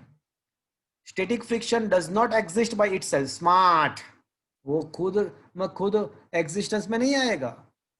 But it comes into the play when the external force acts on the body. And static friction opposes the impending motion. चलो ये समझ में आया आपको? This is the definition of the static friction. Yes, sir. Now on increasing the external force slightly and gradually, the body still does not move. Hence, it is clear that this frictional force also must be increasing in the same proportion. Thus, this static friction is a self-adjusting force. Very smart. Very smart. But it is not very, very smart. Very, very smart. It happens only up to certain limit. It happens only up to certain limit. If the external force become slightly more than that maximum frictional force, immediately the body starts moving. The frictional force acting on the body when it is at the verge of the starting motion, at the verge of the motion, is called the maximum static friction. It is the definition of the maximum static friction or limiting frictional force. Now, experimental study shows that this maximum static friction does not depend on the contact area between the two surfaces. Number one. Number two, it is also directly proportional to the normal force. And these above facts are called the laws of the static friction. तो ऐसा 2 marks में पूछ सकते हैं, what are the laws of the static friction? तो आपको ये दो चीज लिखनी है. From the above equation, I can say the Fs maximum is equals to mu Sn, where mu s is a constant of proportionality and it is called the coefficient of the static friction. Its value depends on the nature of the surface, the material of the surface and the temperature. The value of the mu s is smaller for the smoother surface and it is higher for the rough surface. Generally, its value is vary between 0.01 to 1.5. As long as a steady body, as long as a body is stationary, we can say the frictional force is less than the maximum static friction. That is, a frictional force is lesser or equals to mu Sn. Equation 1 is not valid for the vector form. It is only indicating the value relation only valid for the value form because both are perpendicular to each other. ये vector, ये जो equation number 1 हमको मिला वो vector form में valid नहीं है, उसमें हम आपको वेक्टर नहीं लगा सकते, ये वैल्यू फॉर्म में ही वैलिड है बिकॉज दोनों है ना वो एक दूसरे से परपेंडिकुलर है, तो ये वेक्टर फॉर्म में वैलिड नहीं है. तो ये स्टैटिक फ्रिक्शन के बारे में हमने डिस्कस कर लिया. अब kinetic friction, our experiment is still going on. If we increase the applied external force slightly greater than the Fs maximum, then this object will start moving. Experiment shows that as the relative motion starts, the magnitude of the frictional force becomes less than the maximum static friction, and it varies as shown in figure. The frictional force opposing the relative motion of a contact surface is called the kinetic friction. This is the definition of the kinetic friction. The frictional force which opposes the impending motion, static friction. The frictional force which opposes the relative motion between the two contact surfaces is called the kinetic friction. Like a static friction also, kinetic friction also does not depend on the contact area, and moreover, it is also proportional to the normal force. So Fk is equals to mu Kn, but obviously mu K is less than mu S. We have to remember that we have to bring the body in the motion we have to remember to bring a body into the motion from the steady state. We have to apply the external force which overcome the maximum static friction.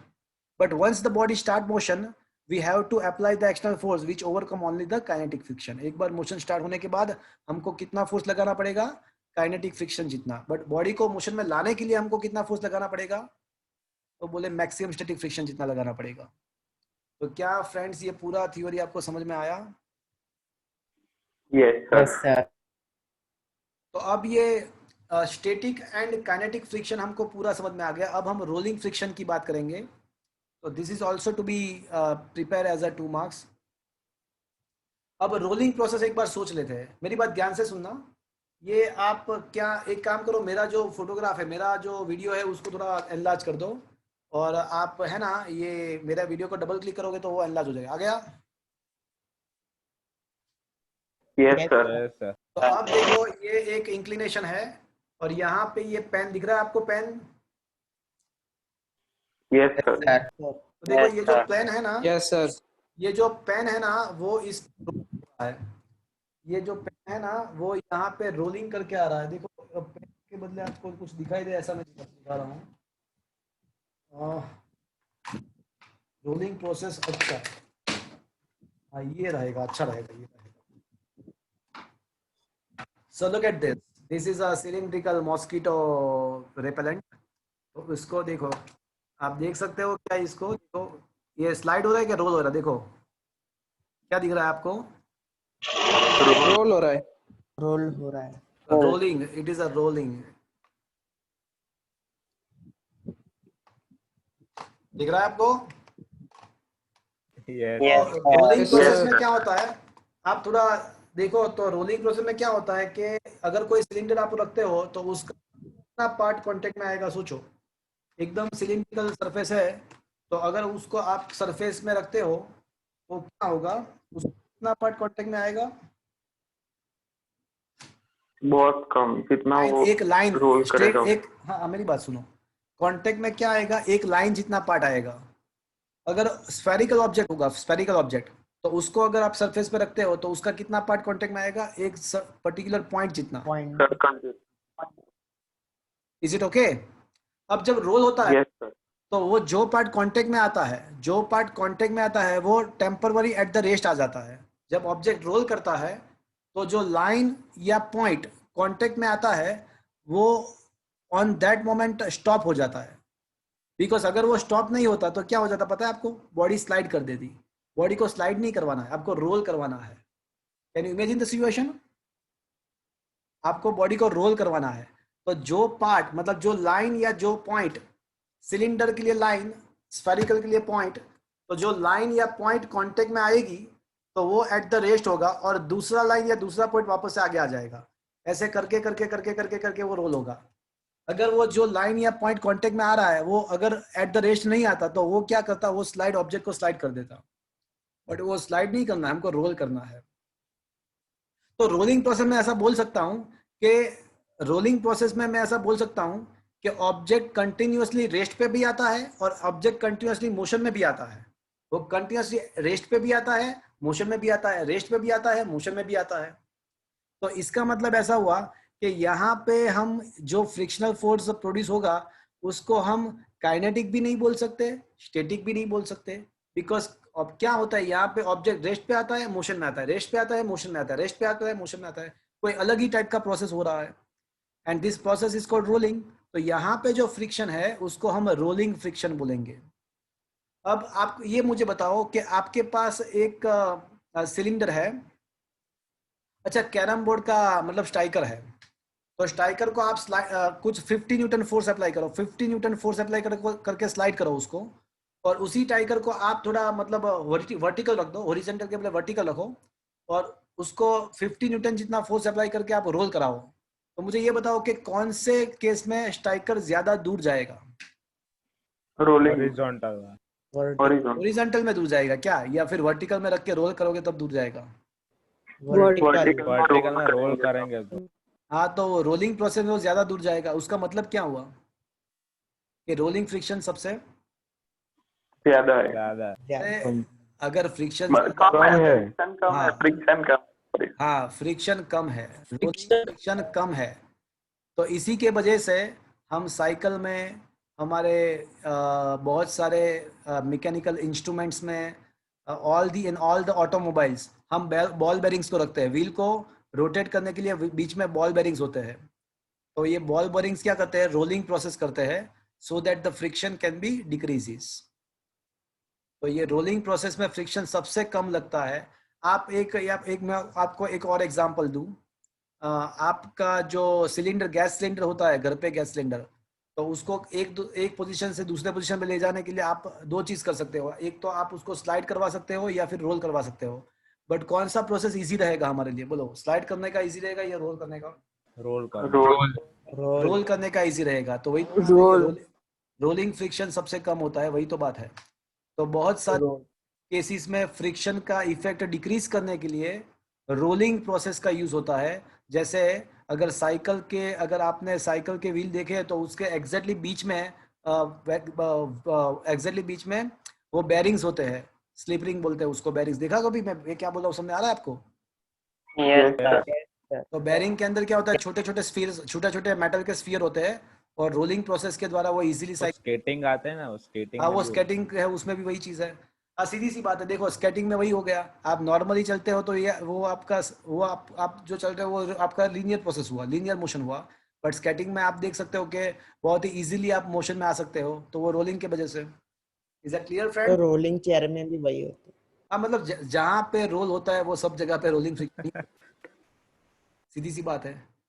Is that clear friends? But अब question is that कि rolling friction existence में क्यों आता है? Because मैंने आपको बताया कि कोई सिलेंडर जो कोई सरफेसेस के साथ कांटेक्ट में आएगा तो उसका एक लाइन कांटेक्ट में आएगा, या फिर अगर स्फीयर को हम रखेंगे तो एक पॉइंट कांटेक्ट में आएगा। बट एक्चुअली अब जब आप माइक्रोस्कोप से देखोगे तो वो लाइन नहीं दिखाई देगा, वो आपको पूरा एक रेक्टेंगुलर सरफेस दिखाई देगा, और वो जो पॉइंट कांटेक्ट में आता है वो पॉइंट नहीं होगा, वो पूरा एक सर्कुलर रीजन कांटेक्ट में आएगा।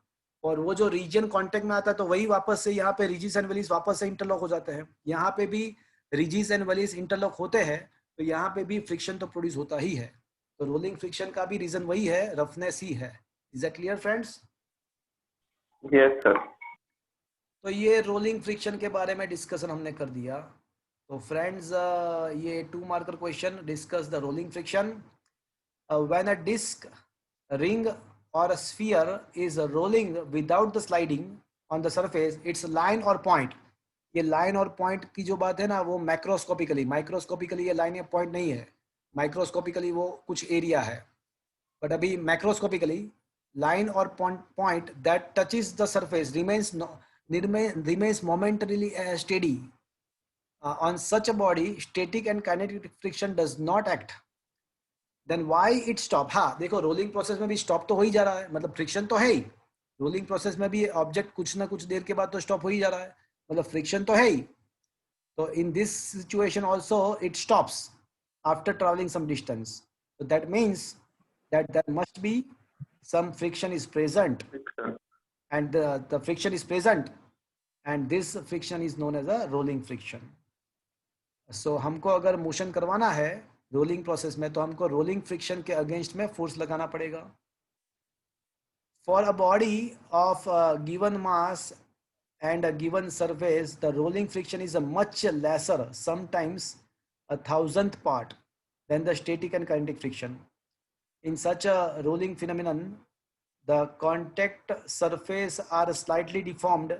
Hence, instead of a line or point, some area comes into contact with the surface, and hence the component of the contact force parallel to surface is produced a frictional force. Is opposed the relative motion. Is that clear, friends?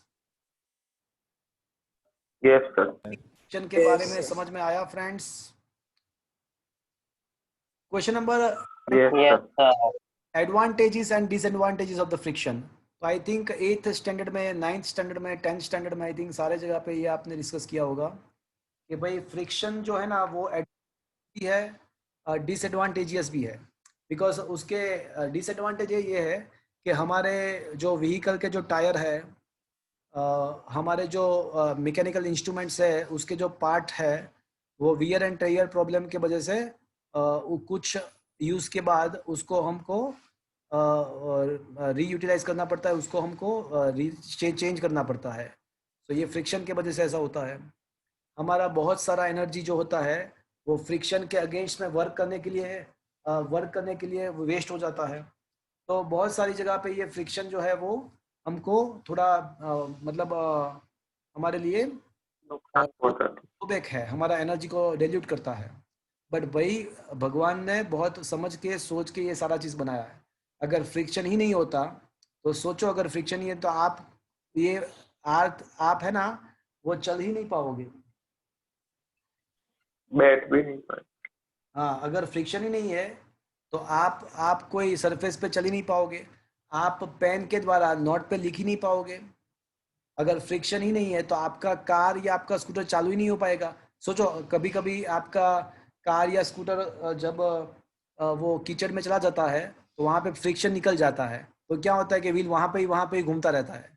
तो सोचो, अगर road and tyre के बीच में friction ही नहीं होता, road and tyre के बीच में friction ही नहीं होता तो क्या होता, सोचो, तो आपका व्हील है ना वहाँ पे ही रोटेट। ब्रेक ही नहीं लगता। हाँ, फ्रिक्शन अगर नहीं है तो ब्रेक नहीं लगेगी। तो फ्रिक्शन बेनिफिशियल भी है और उसके कुछ ड्रॉबैक भी है। तो आप रीड करना, ये क्वेश्चन पूछते हैं, अगर इजी पेपर निकालना है, इजी पेपर, तो ये क्वेश्चन पूछ लेते हैं, एडवांटेज एंड डिसएडवांटेज। आप एक बार रीड करके खुद लिख सकते हो। Am I right friends? Yes, sir. Okay friends, Yes, yes sir. Sir. Yes sir. Okay. अब फ्रिक्शन जो है Yes, के sir. इफेक्ट, फ्रिक्शन जो है ना वो कभी कभी हमारा एनर्जी को लॉस करता है। तो उसको कम करने के लिए हम कुछ कर सकते हैं। तो some remedies to reduce the friction. तो आपको पता है कि to reduce the kinetic friction of the machines lubricants are used. आपको पता है कि हम साइकिल के अंदर हम ऑयलिंग करते हैं। M I right friends? हम शटर जो ऑफिस के जो शटर्स होते हैं वहाँ पे ग्रीसिंग करते हैं। तो ये ग्रीस, ऑयलिंग, ऐसे लुब्रिकेंट को यूज करके हम फ्रिक्शन का इफेक्ट डिक्रीज कर सकते हैं। कभी कभी हम बॉल बेरिंग का यूज करते हैं, जैसे साइकिल स्कूटर में होता है। तो बॉल बेरिंग के द्वारा रोलिंग प्रोसेस होगा, so that the effect of the friction can be restricted. And a thin cushion of air is maintained between the solid surface to reduce the friction। दो solid surface के बीच में air का medium हम रख देंगे तो friction automatically decrease हो जाएगा। आपको ओवरक्राफ्ट कैसे चलता है वो पता है आपको? ओवरक्राफ्ट वाटर में, यस। हाँ, किसी को पता है कैसे चलता है? वो पानी के ऊपर नहीं चलता ओवरक्राफ्ट, पता है आपको? वो पानी के थोड़े ऊपर चलता है। तो ओवरक्राफ्ट एंड पानी के बीच में एयर होता है। तो बिकॉज ऑफ दैट ओवरक्राफ्ट एकदम फास्ट जा सकता है, बिकॉज उसमें फ्रिक्शन मिलता ही नहीं उसको। Is it understood friend? अच्छा चलो, Yes, sir. ये जाने दो। आपको पता है जापान में एक मैग्लेव ट्रेन है, Yes. Sir. 550 kilometre per hour. हाँ सर। वो पटरी के ऊपर चलती है। वैसे सारे ट्रेन पटरी के ऊपर ही चलती है, बट ये थोड़ा ज्यादा ऊपर चलता है, आधा फुट ऊपर चलता है। मतलब वो पटरी के साथ कांटेक्ट में नहीं होता है, एयर उसके बीच में एयर का मीडियम होता है। तो now you understood why it can go this much fast,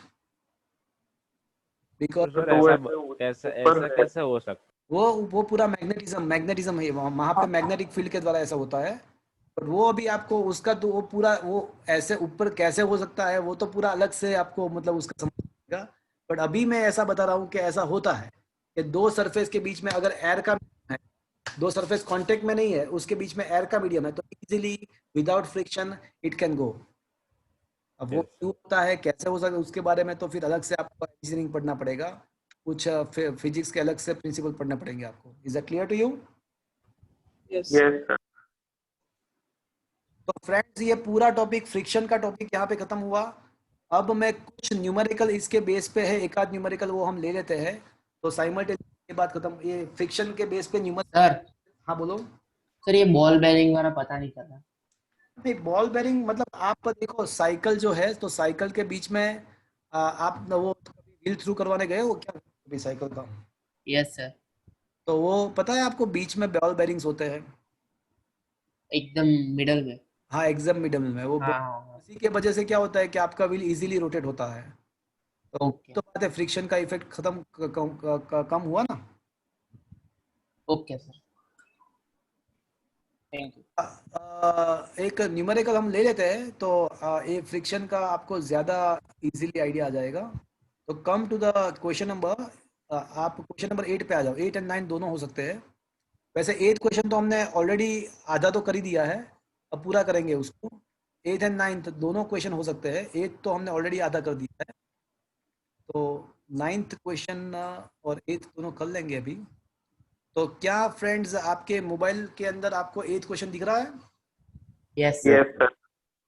देखो क्या लिखा है कि a mass of 4 kg rest on the horizontal surface. तो इनिशियली तो वो हॉरिजॉन्टल सरफेस पे था, बट मैंने क्या किया कि वो हॉरिजॉन्टल सरफेस को मैंने ग्रेजुअली इंक्लाइन बनाया। तो देखो ये देखो, मेरी बात सुनो, ये है ना, ये सरफेस हॉरिजॉन्टल है। Initially it is horizontal. ये मेरा मोबाइल है, अब मैं उसको इंक्लिनेशन दे रहा हूँ। तो कोई एक पर्टिकुलर एंगल ऐसा आएगा कि जब ये ऑब्जेक्ट मोशन में आ जाएगा। Clear to you friends? मेरे सामने देखो, तो कोई एक मोमेंट ऐसा आ जाएगा कि ये जब ये, हाँ, तो कोई एक ऐसा स्टेज आएगा कि जैसे मैं इंक्लिनेशन बढ़ाऊंगा, जैसे जैसे मैं इंक्लिनेशन बढ़ाता जाऊंगा, तो एक स्टेज पे तो ऐसा होगा, object is at the verge of the start motion. Is that clear to you friends? Yes sir. तो वही तो चीज है, वही तो यहाँ पे पूछा हुआ है कि भाई हम जब एंगल 15 डिग्री कर रहे हैं ना, एंगल जब कर रहे हैं, so at that time the block is start, at that time a block is about to move। तो ऐसा दिया हुआ है, तो मुझे ये फाइंड करना है कि वो कोएफिशिएंट ऑफ स्टैटिक फ्रिक्शन कितना होगा। चलो मेरी बात ध्यान से सुनो फ्रेंड्स।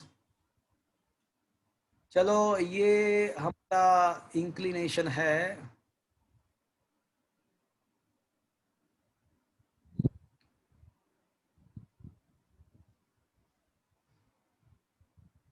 ओके, और ये सपोज के एंगल थीटा है। तो फ्रेंड्स ये कोई ऑब्जेक्ट यहाँ पे पड़ा हुआ है, कोई ऑब्जेक्ट हमने यहाँ पे रखा है,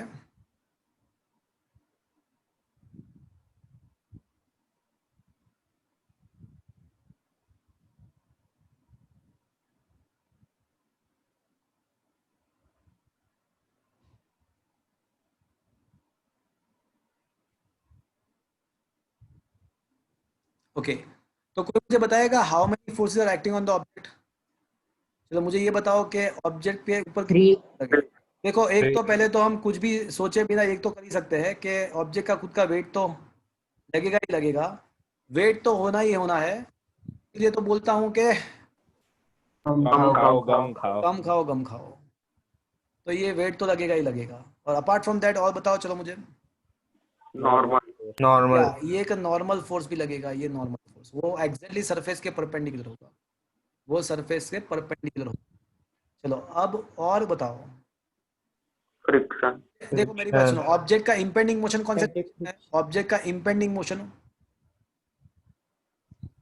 ऑब्जेक्ट को मतलब डाउनवर्ड। फ्रिक्शनल फोर्स वो स्टैटिक फ्रिक्शन कौन से डायरेक्शन में लगेगा?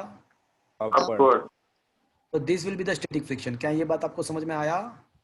Yes sir. Yes sir. अब मैं है ना ये जो डायरेक्शन है उसको एक्स डायरेक्शन बोल देता हूँ। ये वाले डायरेक्शन को, इसको मैं एक्स डायरेक्शन बोल देता हूँ, और इसको है ना मैं वाई डायरेक्शन बोल देता हूँ, वाई डायरेक्शन बोल देता हूँ। अब मैं ना ये देखो एफ एस तो एक्स डायरेक्शन में ही है, एन भी वाई डायरेक्शन में ही है, बट ये जो वेट है ना उसके दो कंपोनेंट हम निकाल देंगे। और आपको पता है मैंने थ्योरी में समझा दिया है कि यहाँ पे थीटा है तो यहाँ पे थीटा ही होना चाहिए। याद है फ्रेंड्स? Yes sir. तो Yes, अब sir. मैं ऐसा कह सकता हूँ कि W का जो ये जो कंपोनेंट है, ये वाला कंपोनेंट देखो, ये W है, राइट? cos theta. तो ये जो कंपोनेंट होगा वो कौन सा होगा? cos theta. वो कोस कंपोनेंट होगा। तो ये वाला जो कंपोनेंट है वो होगा W कोस थीटा, और ये वाला जो कंपोनेंट है वो क्या होगा भैया? W sine theta.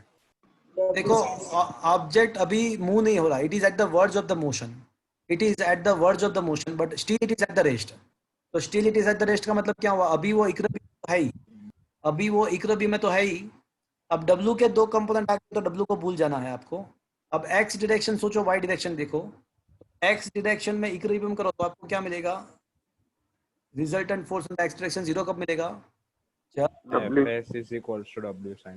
Fs equals to W sin theta and resultant force in the y direction also 0. तो ये कब होगा? N is equals to W cos N theta. equals to W cos theta. किसी के घर में से आवाज आ रही है? तो अब equation number 1 divide by 2, 1 divide by 2 करेंगे तो क्या मिलेगा भैया? Fs upon n On N is is equal equal to to tan theta. चलो ये रिलेशन मुझे मिला, ये मैंने ऑलरेडी थियरी में प्रूव किया था, ये ऑलरेडी हमने थियरी में ऑलरेडी प्रूव किया था.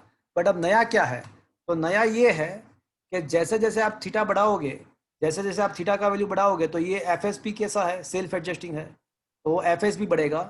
तो थीटा का कोई एक पर्टिकुलर थीटा मैक्सिमम वैल्यू आ जाएगा कि जब ऑब्जेक्ट मोशन में आने का स्टार्ट करेगा तो एट दैट टाइम एफएस का वैल्यू कितना हो जाएगा? maximum. Maximum. एफएस मैक्सिमम हो जाएगा. Am I right friends? Yes. Yes, sir. So can I say tan theta maximum is equals to fs maximum upon n. But हमको ये पता है थ्योरी वाइज कि fs maximum तो क्या होता है? Mu SN. तो mu s and nn get cancelled. तो tan theta maximum is equals to mu s, where theta maximum is the angle, where theta maximum is the angle at which object is just about to start motion. Is that clear to you? और वो हमको दिया हुआ है कि 15 degree है, वो हमको दिया हुआ है कि 15 डिग्री है और मुझे ये coefficient of static friction find करना है. तो क्या वो मिल जाएगा फ्रेंड्स? Yes, sir. क्या वो मिल जाएगा अभी? Yes, sir. आपको 10 का टेबल देखना है, मैंने आपको टेबल ऑलरेडी सेंड कर दिया है, मैंने आपको Yes, sir.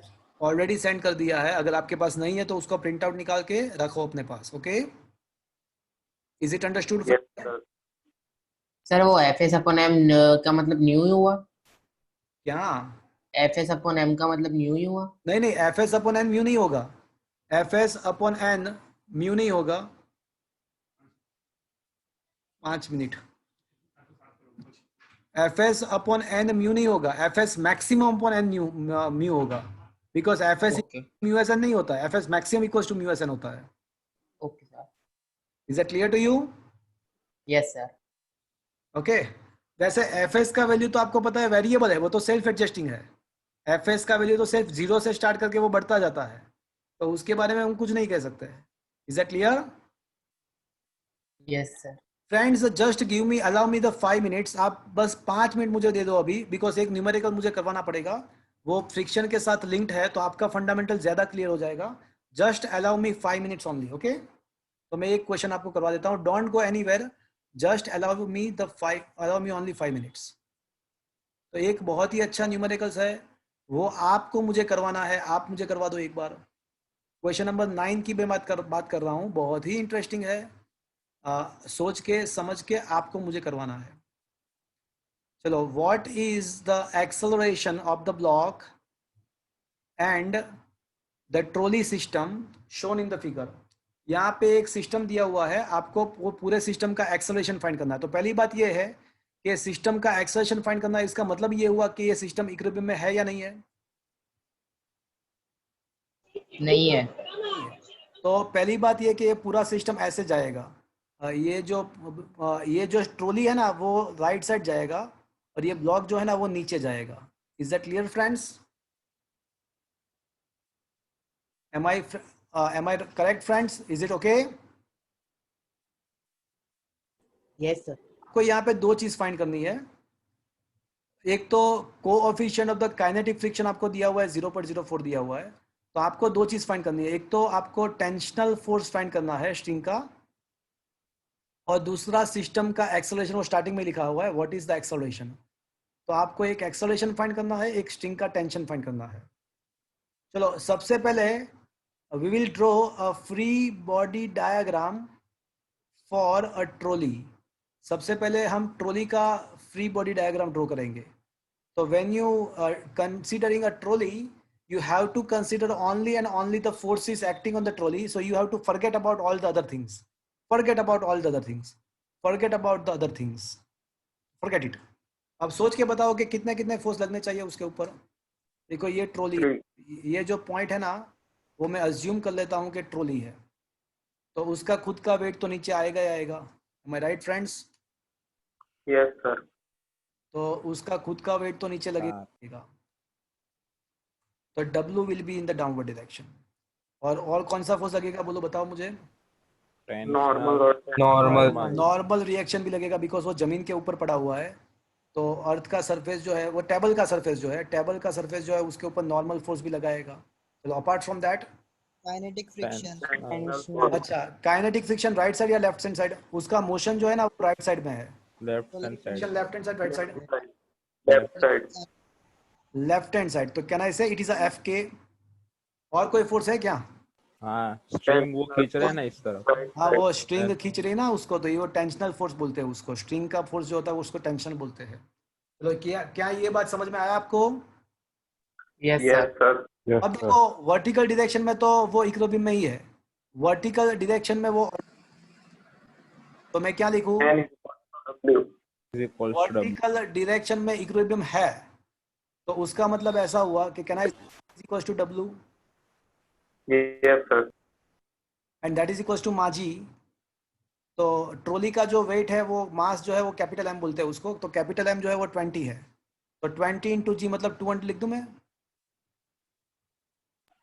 Yes sir. Yes चलो सर। और हॉरिजॉन्टल डायरेक्शन में इक्विलिब्रियम नहीं है, हॉरिजॉन्टल डायरेक्शन में मोशन है, एक्सेलरेटेड मोशन है, तो मुझे क्या लिखना चाहिए? और वो जा T minus Fk is equal to right right side जा रहा है फ्रेंड्स, राइट साइड जा रहा है, तो राइट साइड का फोर्स ज्यादा होगा, तो क्या लिखना चाहिए मुझे? T minus F K is equal to M A. Very good, capital M है। Is that clear? अब आपको पता होगा कि एफ तो क्या होता है? mu k. Mu K N. Am I right friends? अब म्यू के का वैल्यू कितना है? म्यू के का वैल्यू 0.04. एंड एन हमने फाइंड किया, एन कितना है? 200. तो फाइनली ये क्या आ जाएगा? T minus 8, T minus 8 is equal to 20 into A. चलो क्या भैया ये आपको पता चला फ्रेंड्स? Yes sir. चलो ट्रॉली का बारे में बात खत्म, ट्रॉली का खत्म हो गया। अब मैं किसके बारे में सोचूंगा? ट्रॉली का खत्म, तो अब हम किसके बारे में सोचेंगे? ब्लॉक। अब हम ब्लॉक के बारे में सोचेंगे। So when you deal with the block, you have to consider the block only. Forget about all the things. Now consider only the block. Consider only block. So I am drawing the free body diagram for a block. चलो block का free body diagram draw करते हैं। तो block के ऊपर एक खुद का उसका वेट तो नीचे की तरफ होगा ही होगा, वेट तो खुद का वेट पड़ेगा भैया, इसीलिए तो बोल रहा हूँ गम खाओ गम खाओ। गम खाओ मतलब समझते हो आप? गम खाओ मतलब समझते हो आप? माफ कर दो, तो फर्गिव कर दो, फॉरगिव। गम खा जाओ। आपके साथ कभी बुरा होता है तो माफ कर दो सामने वाले को, उसको बोलते हैं गम खाओ। तो अब एक तो नीचे की तरफ उसका वेट आएगा, और क्या आएगा? टेंशनल फोर्स ऊपर। टेंशनल ऊपर की तरफ। देखो एक ही स्ट्रिंग में टेंशन सेम ही होता है, तो टी डैश लिखने की जरूरत नहीं है, वो टी ही होगा। बट ऑब्जेक्ट तो नीचे जा रहा है। देखो यहाँ पे फ्रिक्शनल फोर्स नहीं आएगा, नहीं नॉर्मल फोर्स आएगा, बिकॉज वो लटक रहा है, वो कोई सरफेस के ऊपर नहीं पड़ा हुआ है। सरफेस के ऊपर अगर पड़ा होता तो नॉर्मल रिएक्शन एंड फ्रिक्शन आता है, यहाँ पे वो लटक रहा है, तो दो ही फोर्स आएंगे, वेट एंड टेंशन। बट जा तो नीचे रहा है ना, तो मुझे क्या लिखना चाहिए? W minus T equals to M. Small m है। अब ये जो W है ना वो माजी है, तो वो M जो है ना उसका 3 है, तो 3 इंटू जी मतलब 30 न्यूटन। 3 इंटू ये वैसा लिखा हुआ है 30 न्यूटन, बट वो एक्चुअली mg है, तो m 3 kg है, वो दिया हुआ है क्वेश्चन के अंदर। ये रहा 3 kg फिगर के अंदर दिया हुआ है, तो 3 इंटू जी मतलब 30, तो ये 30 minus T is equals to small m 3 है 3a, इक्वेशन नंबर 3। तो आप देखो फ्रेंड्स, आपके पास दो इक्वेशन है, equation number 2 and equation number 3। तो आप क्या ये दो इक्वेशन को सॉल्व कर पाओगे? Yes sir. तो आप दो देखो, आप चीज कर सकते हो इक्वेशन 2 डिवाइड बाय देखो, दो इक्वेशन को सॉल्व करने का अलग अलग मेथड हो सकता है। आप कोई भी मेथड से उसको सॉल्व कर सकते हो, आपकी मर्जी। मैंने डिवीजन लिया उसका, तो डिवीजन लेने से क्या होगा, डिवीजन लेने से होगा ये कि उसका ये निकल जाएगा। वो एलिमिनेट हो जाएगा और हम डायरेक्टली टेंशन फाइंड कर सकेंगे। Is that clear friends? Yes sir. But गलत लिख दिया ना मैंने, गलत लिख दिया, लिखा मैंने गलत। इक्वेशन t -8 ऊपर आएगा, तो t -8 ऊपर आएगा और 30 - t नीचे आएगा, and that is equal to 20/3। Okay, तो ये हो जाएगा 3t - 24 is equal to 600 - 30t 20t। तो ये 23t इज इक्वल टू 624। तो t का वैल्यू आपको मिल जाएगा कुछ न्यूटन, और उसका वैल्यू आप चाहे कोई भी इक्वेशन में डाल दो तो आपको एक्सेलरेशन भी मिल जाएगा। तो करोगे क्या ये चीज़ अब आप? Yes sir. तो Yes. क्या फ्रेंड्स आपको ये पूरा क्वेश्चन समझ में आया फ्रेंड्स? यस वो सर। 20 कहाँ से आया बी के एम का? कहाँ पे? बी के एम का 20 कहाँ से आया? हाँ, वो 20 फिगर में दिया हुआ है, देखो फिगर को ध्यान से देखो। Okay sir. देखा 20 दिखा किसी पे? Yes sir. Is it okay? और क्वेश्चन के अंदर फिगर है ना, क्वेश्चन के अंदर दिया हुआ है, फिगर क्वेश्चन में ही दिया हुआ है। Yes. Okay, yes sir. And it is a interesting question. तो अभी हमारा आज का लेक्चर मैं खत्म कर रहा हूँ। अभी 2 लेक्चर मुझे चाहिए, ये चैप्टर को खत्म करने के लिए 2 लेक्चर चाहिए मुझे। This chapter is almost is finished. Okay, yes sir. Thursday को मिलते हैं। चलो कल हम एक्स्ट्रा लेक्चर रख सकते हैं क्या? Yes sir. कल मुझे अरे नो सर, कल तो एग्जाम है। चलो एक काम करो, थर्सडे को मिलते हैं, उसके बाद एक्स्ट्रा लेक्चर के बारे में सोचते हैं। मुझे ये वीक में ख़त्म करना है ये चैप्टर। स्कूल में इसका किसी के बच्चों को 5th चैप्टर है आई थिंक शायद, तो 2 लेक्चर चाहिए। Yes sir. Mostly this chapter is over. तो फ्रेंड्स आज का सेशन मैं यहाँ पे ख़त्म कर रहा हूँ। ओके, आज का सेशन आज ही रिवाइज कर देना, अच्छा रहेगा आपके लिए। Thank you bye friends, sir. Bye hello. Bye.